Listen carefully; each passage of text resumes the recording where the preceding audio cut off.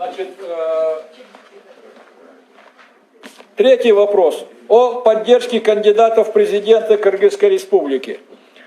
Уважаемые члены Общего собрания Ассоциации Кыргызстана, на Совете мы сегодня рассмотрели этот вопрос. Был большой спор, был критический спор. Я вот, Замир Иралиев улыбается. Да, действительно, было самокритично, критика была высказана.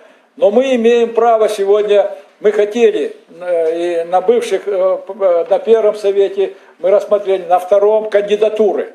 У нас было две кандидатуры представить. У нас было две кандидатуры.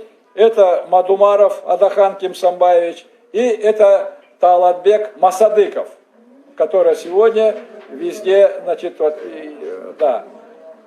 Но в связи с тем, что при беседе нашей вместе с Таалатбеком, значит, я открыто вам должен говорить, что я беседовал и с одним, и со вторым, и они не сами обратились к нам, кстати говоря, к интеллигенции, с нами разговаривали. Поэтому Таалатбек Масадыков в связи с тем, что у него веские причины, а веская причина состоит в том, что у него есть договора международные, и он должен их выполнить в течение полгода, ему осталось. И куда бы выдвигаться, куда бы идти, он не может. Поэтому у нас осталась одна кандидатура. Это Адахан Кимсамбаевич. Мы рассмотрели на совете.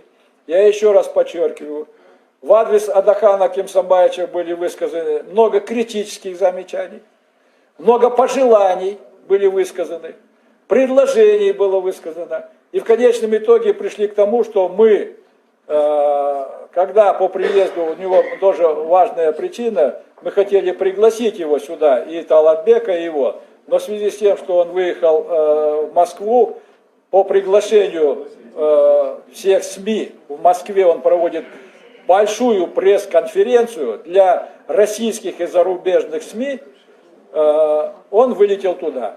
Поэтому я зачитал сегодня решение. Решение это поддержали на Совете единогласно, но с замечаниями.